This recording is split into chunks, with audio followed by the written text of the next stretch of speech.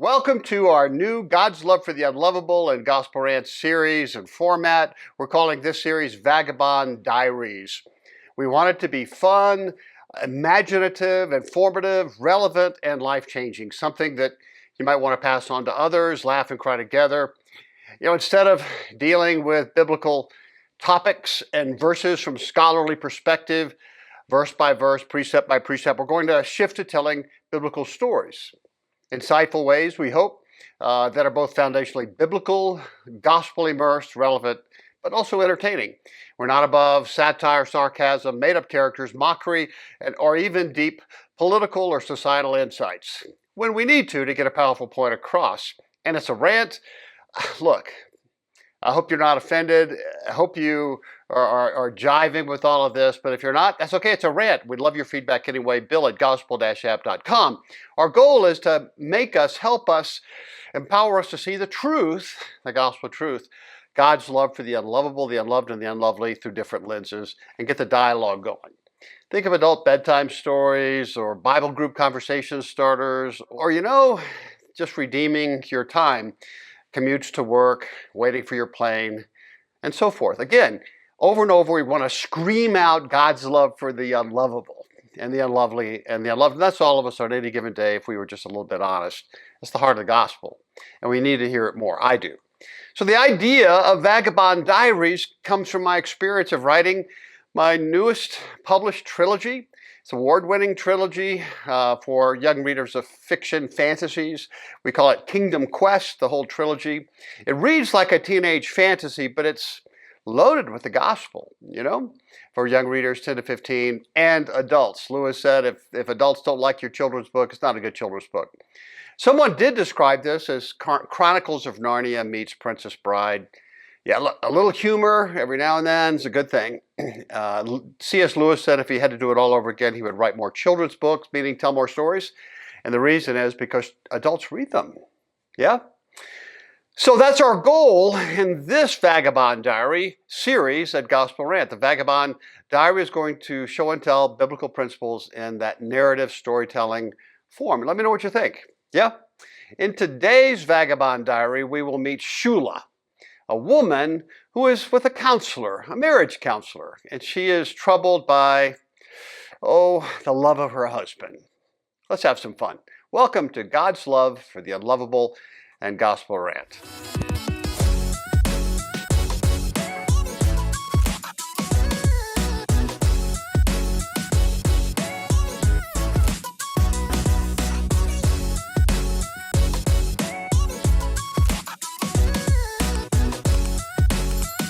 Welcome to Shula.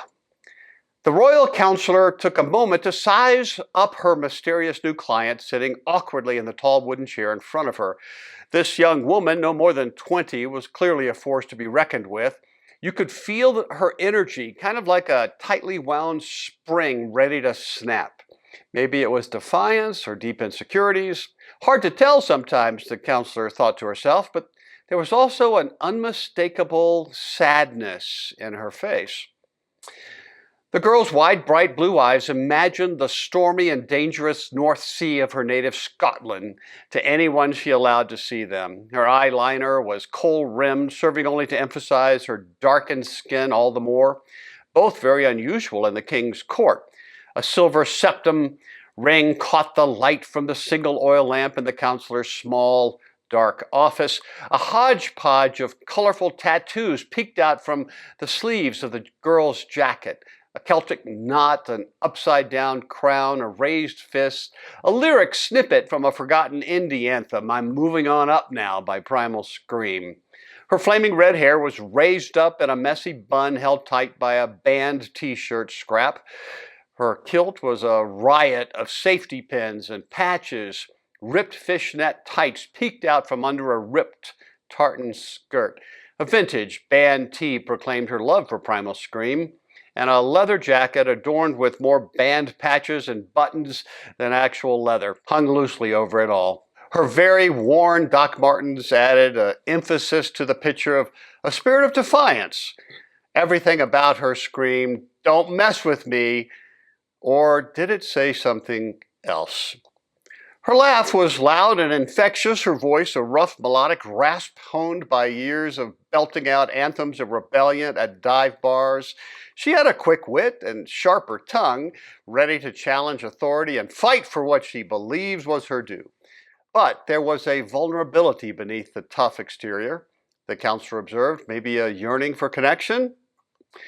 She will have to explore, but her client's face seemed to present an ambivalence, a struggle within her. It came in waves, a momentary dullness in her gaze. The dangerous, stormy North Sea was displaced by a foggy and heavy gray. The inner music that fueled her mosh pit fervor was silence, distance, replaced by an ugly lethargy. Only for a moment. Then the revolution would return with a vengeance. This girl, the bride of the king, is a force of nature. So, perhaps let's begin by talking about your childhood, Your Highness, if that's all right with you. And how should I address you? My queen, your majesty? No, please call me Shula, the girl said with a stiff Scottish brogue, not uncommon in the kingdom, but rarer in higher court circles, to be sure. I'm still not used to being called Your Highness. Well, Shula, a beautiful name, Scottish, I assume. Please call me Rachel. It's not my real name. I chose the name when I became a novitiate in the convent. Rachel, from the Holy Book? Why, her. Is she a model for you? Rachel didn't want to share her secret. She was embarrassed, but knew that this was the time to open up her story, hopefully to encourage the queen to do so as well. No, not exactly, Rachel said with an obvious look of embarrassment. In fact, when I was a little girl and first heard her story, just how poorly she was treated, I had in mind to take on her name and do my part to redeem it. Though she was beautiful, we're told, it wasn't enough. She so wanted to be cherished by her husband Jacob, but couldn't have children until shortly before her death. In that culture, that was a thing of great shame. The royal counselor Rachel, it should be said, was also an impressive woman, full of form, medium height, hair trimmed quite short for a woman in court, quite a bit older than the Shulamite.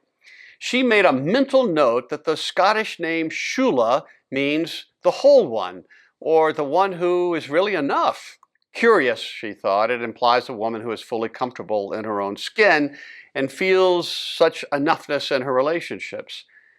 Rachel had unusual, penetrating black eyes. Her round, dark face was attractive, but not overly so. One could not help but notice a seriousness to her, or maybe it was a deep interest in the object of her questioning. Clearly, she was confident in what she was doing. She had to be.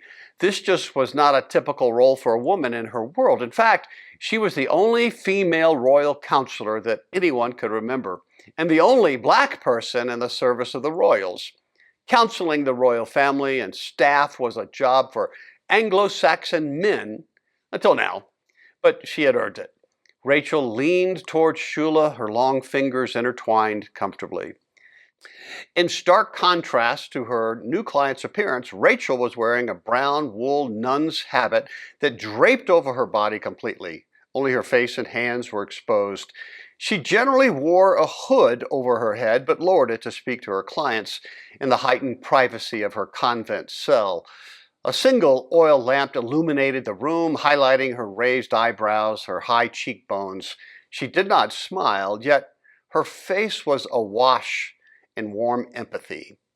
The two women couldn't have been more different, and here they were together, very close together. The single oil lamp created an atmosphere of intimacy and secrecy. In the reflected shimmer of the yellow blaze, there were only two faces, two sets of eyes, only two sets of ears, no more.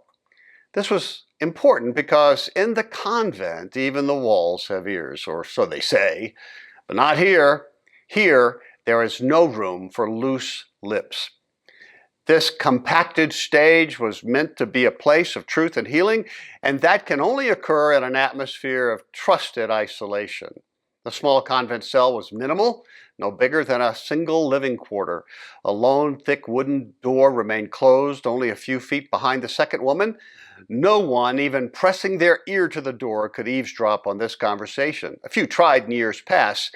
May God watch over their souls now. There was a single small window about 15 feet up to let smoke drift outward to the vineyards that surrounded the palace. "My childhood," chuckled the Shulamite dismissively as she waved her hand. "Good gracious, why would I do that, my dear Rachel?" "I meant no offense, Your Highness. Shula," her eyes nodded together compassionately. "You would be surprised what can be learned from such an exercise. Please, allow me such a request. I beg you." Rachel paused. Sometimes, most often, in fact, silence is the best counselor. Shula frowned visibly and looked blankly into the flame. "I suppose it must start trusting you. That's why I'm here, right?" "To be completely transparent, we are here to explore your recent melancholy. The king is concerned. He loves you so much. My job and my gifting is to come alongside of you as we investigate the source of your malaise. Isn't that correct?" "Aye, dear counselor," the Shulamite hesitated. "Yes, you're correct. I'm just not used to sharing, not with counselors, kin," which means you know. "Shula, you're safe here. Everything you tell me as your counselor is confidential. So the floor is yours. We will loop back around to your childhood. Relax and tell me what you want to talk about." "Aye, well, look at me. I know I'm no minter, meaning unattractive. No, so I've been told by a lot of dodgy boys. But not the same welcoming in the court, isn't it now? The king is pure Rebrov, which is a man of great stature, and rightly surrounded by high-brow, pasty white beauties, you see. They wouldn't recognize the sun if they ever saw it, and they won't under their expensive brollies. They know what to wear and say and do. This fork for appetizers, this one for fish. This is how you hold a glass by the stem. They wear expensive white gowns. I'm just an ordinary lass. And it's not just my darkened skin, it's my whole life. You asked about my childhood. My family darkened me as much as the sun did. And honestly, I did as much damage to myself as all of them put together. I haven't even kept my own vineyard whole." Wow. Okay, let's get right into it then. I'm picking up a theme. What does it mean that when you say you're dark? I did say that a lot. As you know, the king is my betrothed. I love it, of course. I love him, but I'm worried that it could all unravel. I mean, look at me. I used to believe that we're a Jock Thompson bairns, meaning underneath it all, we're all the same. But I am from across the track, blue collar. My family, not poster child for Parenting Weekly, works one of the myriad of vineyards that the king owns, and a small one at that. Everyone knows I'm out of my league here. Everyone sees, but him, it would appear. The Queen Mother has been very clear in private and public. I'm a bit of an embarrassment to her, you know. I'm a field labourer, trailer trash, not a princess worthy of her son's love. I'm feared of being dropped. Nowhere to go, and to top it off, I really do love the man." "Yes, I see your dilemma," Rachel said. "Anything else?" "Life, it's like everyone wants to hurt me, to use me and then throw me out. There's the sun, there's my brothers, there's the ladies in courts. You're wondering if anyone really could love you as you are. Does anybody have your back?" "Yes, well, that's partly it. The king seems to, but I'm not sure that I'm lovable. My brothers just see me as a wee lass, immature or irresponsible, and maybe they're right. And what do I know about love anyway? Nothing has hurt me more than relationships gone bad. And they've all gone bad. I haven't been in any relationship where I really felt loved before. So why start now? I'm very scared of this one. I'm scunnered." "Uh-huh. And You mentioned not keeping your vineyard. I'm assuming that you're not talking about a plot of grapevines. Do you mean that you're not a virgin anymore? Your vineyard has been plucked. Aye, it is so. I'm ashamed by it. This is in confidence, right? The truth was that I was raped when I was 12. It was horrible. No one to protect me. My brothers said it to keep it quiet because it would reduce my marriage value. But then, sex is just something that you do in my neck of the woods when you like a lad and he likes you. Well, what does a king think about that? Well, that's just it. I'm not sure that he knows. He will find out. And when he does, all of this fairy tale romance is going to blow up in my darkened face. I will really be burned this time. I'm afraid. No, I'm terrified. What can I do? All of this is making me a real gala, which it means angry woman. What do you mean? Well, the other day, I blew up at the king. I don't know what got into me. It was like a paranoia took over. He was gone for most of the day and he didn't tell me where. Something inside of my head just knew he was cheating on me. You know, with someone more royal and more enough, more lovely, less dark. So I blurted out, "So tell me, oh my love, where you graze your flock and where you rest your sheep at midday. Why should I be like a whore, chasing you all along with the rest?" And what did you mean by that? Well, you know how whores follow the shepherds into the field to get business. They call it grazing their flocks and resting their sheep. You get it, right? I feel like I was forced to follow the king around like that too. I felt like the king's whore. I was so angry. Has the king done anything to make you think that he sees you that way? Oh no, he's been wonderful, crazy loyal.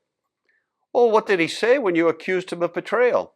Well, that made it even worse, you see. He said, "If you do not know, most beautiful of all women, follow my tracks, see for yourself. I see no whore. I see a powerful, thoroughbred mare and a flowing mane and a tail thundering down the track with laser focus. I feel your unequal animal magnetism." He compared you to a horse? What do you think about that? Dinna ken. I've been called worse. I do like the animal magnetism line, aye. Did his response make you feel bad? Oh no, that's the most amazing thing anyone's ever said to me. It's pure dead brilliant. What's the matter with me that I can't enjoy it? It's too good to believe. I can't believe it.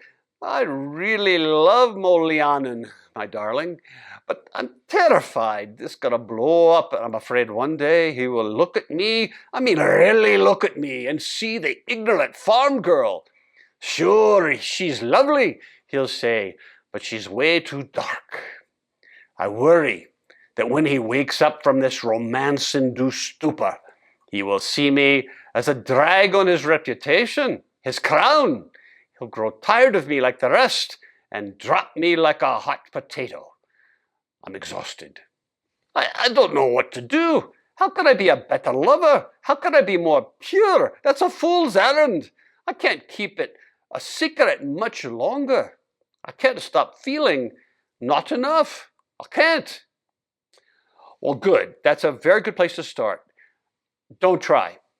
Don't you dare head in that direction. My lady, you struggle with this king and his love, in particular his love for you, a vagabond, an unworthy, an unlovable vagabond. So in that you agree with your brothers, the ladies of the court and the sun and the queen mother and even your own head. That's where we will start next time. You don't become more worthy. It's such a love, the king's love, that actually will make you worthy. I don't understand. Well, of course, why would you? What would you know of such a love? Go home and let yourself be in his embrace. Look into his eyes and be quiet and listen. The end. So here's some dialogue starters I thought about. Did you know that the queen, right, the Shulamite in the Song of Songs, was most deeply troubled, not by the indifference of the king, her husband, but by his love? She just couldn't wrap her head around his love for somebody like her. Can you relate? Why do you think that is? Second, do you think that it had something to do with her background or early relationships? Explain what you mean. And third, if I were to tell you that this is not just about a particular relationship, but about your and my difficulty experiencing God's love for us, what would you say? And lastly, in the end, there is a huge transformation in the Queen's brain. She describes it this way. And so, she says, I have become in his eyes and have found wholeness, enoughness. So what do you think that she meant by that? We're going to have to do another Vagabond Diary just on her change, because we all want that. If you like this Vagabond Diary, please like, subscribe, forward a link to friends. And while you're doing that, check out my fantasy books, the Kingdom Quest trilogy, available on Amazon, Barnes & Nobles. If you want more information, check out my author page, drbillsenior.com. I've also published a series for women's groups, a spiritual formation called Dance Daughters of the Most High. It's fun, it's informative, very relevant. We're looking at 7 underappreciated, misunderstood, overlooked women in the Old Testament. And their stories, man, they should have voice. They are amazing mothers of our faith. Check it out, Amazon, Barnes & Nobles, and at drbillsenior.com. Check it out. We'll see you next time. Take heart, child of God.